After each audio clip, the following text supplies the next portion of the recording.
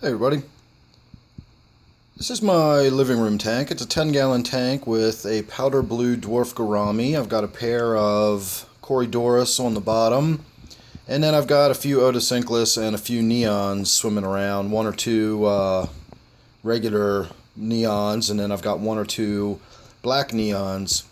But in this particular video, I want to talk about my Dwarf Gourami. I've had a couple people in the last few days ask me quite a few questions about Dwarf Gouramis. They've bought some and they've been having some issues with them. So I've got a fair amount of experience with Dwarf Gouramis. Gouramis in general are one of my favorite fish. So I thought I would just take a few minutes to talk about my experience with Dwarf Gouramis.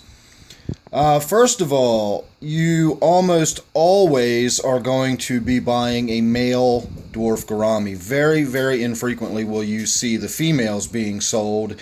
And when they are, you will probably know it's a female. You'll have to buy it from some place that sells them specifically for breeding purposes. The males are much, much more vibrant and colorful than the females, so you simply don't see the females for sale very often. You're never going to see them in your big chain pet stores. They always sell males. So remember that. You don't have to wonder whether or not you're getting a male or female. They're always going to be males, and they don't get along. You can have a couple of Dwarf Gouramis if you've got a fairly large tank, but I wouldn't try it in anything smaller than maybe like a 40-gallon tank. These guys are pretty small, but they're just aggressive with each other. They're not friendly fish. They're often sold as community fish, and that is true. You can see they get along with the neons in here, and they don't bother the Cory or anything. But community fish is not the same as a schooling or a grouping fish. Just because the gourami can get along within a community of other mild-mannered fish does not mean it's going to get along in a community of gouramis. So don't make that mistake and think you can put multiple Dwarf Gouramis in the same tank unless it's a very sizable tank, unless you've got lots of plants to break up lines of sight and give them their own territories. Don't try to keep multiple gouramis in the same tank, especially the Dwarf Gouramis, and especially if it's a 10 or 20-gallon tank. I have no problem keeping the Dwarf Gouramis in this 10-gallon tank. I've kept plenty of Dwarf Gouramis in 10-gallon tanks. I think that's plenty enough size for them. They're not the kind of fish that needs a lot of swimming around room, but they are a fish that spends a lot of time near the surface. They are labyrinth fish, and they have it's called a labyrinth organ, and they are able to suck air in from the surface and absorb some of the oxygen and do some gas exchange, similar to the way we breathe atmospheric air. They can actually absorb air that way too. So they need access to the surface. If you've got a well-oxygenated tank, they don't need to get to the surface to breathe. But by nature, the type of fish they are a fish that spends a lot of time near the surface. So you got to have access to the surface for them. And you also have to keep in mind slight odd things, like they are going to gulp air from the surface. So if you've got very dry air above the surface of your tank somehow, that's not good. If you've got really warm air above your tank, that might not necessarily be good. So remember that fish will actually be gulping the air that's in the gap between your hood and the surface of the water. So another thing you're going to want to keep in mind is, because it spends a lot of time at the surface like that, you're going to want to have a fairly calm surface. I have a little 10-gallon sized filter on this tank that runs a little bit of water. It's enough to keep the tank up and running and healthy.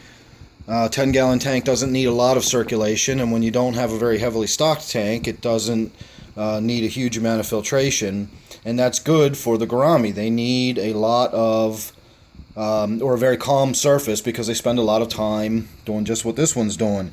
If you can get some plants near the surface, plastic plants are fine. Honestly, if you don't care about having styrofoam discs floating in your tank, if you've got anything floating in there that the gourami can get under and still be near the surface but still feel like it's got a sense of security, that's a good thing to do. In a tank like this, where the light is only in one or two spots, it's got the corners it can get into where there's not a lot of light shining on it. They like a more dimly lit tank. They're pretty durable as far as water parameters. You can keep them in everything from, 5.5 or a 6 pH all the way up to about an 8.5, provided you don't slam them from one end to the other and they're acclimated properly. They can deal with quite a wide range of hardness and pH and all that stuff. So they're really durable like that. They're really easy to feed. I would stay away from meaty and protein-rich foods. Like, don't feed them a lot of bloodworms or floating insects. They will eat little floating insects or any little bits of stuff that you can get on the surface. They love bloodworms, but they are predominantly vegetarians in their natural habitat. So while they might get the odd insect or worm here and there, they mostly eat vegetation. And if you give them too much protein-rich food, you can constipate them pretty easily. So stick with the algae wafers. They love those. They will pick, they will go down to the bottom and eat the algae wafers that are on the bottom. But any kind of vegetarian flake or floating flake is fine too. Just go easy on the protein. Don't overdo it on the protein and you'll be fine. Don't keep them with fin nippers. Don't keep them with barbs or guppies. Try to avoid keeping them with other fish that would be surface fish, like guppies, for example. Guppies spend a lot of time near the surface and can be very fin nippy. So that's a double whammy for guppies. I don't recommend keeping guppies with dwarf gouramis. It can be done, and I actually have kept dwarf gouramis with guppies in my wife's tank, but I've had problems with guppies and dwarf gouramis in the past, so I don't make a habit of doing that. That's just a little word of warning out there. But definitely fin nippers are a no-go with the gouramis because of their long pelvic fins that they use as feelers. They will get nipped off, and they're pretty, it's like kind of cutting like a cat's whiskers off. It's a very important part of their sense organs, and you cut those fins off by having barbs in the tank with them or something, and it doesn't work out well for the fish at all. It's very bad for them. So avoid the fin nippers. They can deal with a fairly wide range of temperatures. I don't have this tank heated, and they're in there just fine at room temperature. I wouldn't really worry about spending a lot of time and energy heating a tank unless you've got it in a particularly cool area of your house. But as long as you keep it, around 70 degrees or above, tropical temperatures, but you can go down to 70 degrees without any issue. I've never had any problems with gouramis going down to room temperature type situations, and that's fine. Other than that, I can't really think of a whole lot to go over. Gouramis are fantastic fish. They can be a little difficult. They can be a little personality rich, I'll say. They can be very boisterous and aggressive towards each other. You do have a wide range of personality. You can have a very timid gourami all the way up to a very aggressive gourami.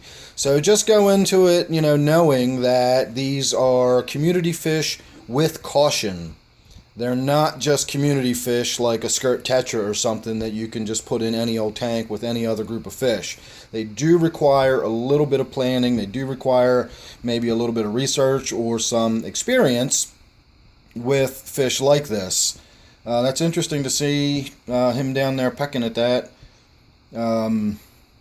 Cory, I wonder if he wasn't just kind of trying to push him out of the way because he wants to check out what's down in the gravel on the bottom in there. So I haven't fed this tank recently. I was actually coming in here to do a water change, and then I'm going to feed it. So I guess he's going to get his dinner here in a little while. So that's about all I can think of. Again, I do recommend getting gouramis. I like all gouramis. Well, I've never had the really, really big ones, the giant-sized gouramis, but all the way up to my snakeskin gourami and my moonlights and my 3-spot color morphs and my dwarfs. I love my gouramis. So I definitely recommend getting them. But again, do your research, get them with caution, and really think about what tank you're putting them in, and you shouldn't have any issues at all. So thanks for watching. Please subscribe. You never know what you're going to get with me. Hope you enjoyed this one. This is my 10-gallon living room tank.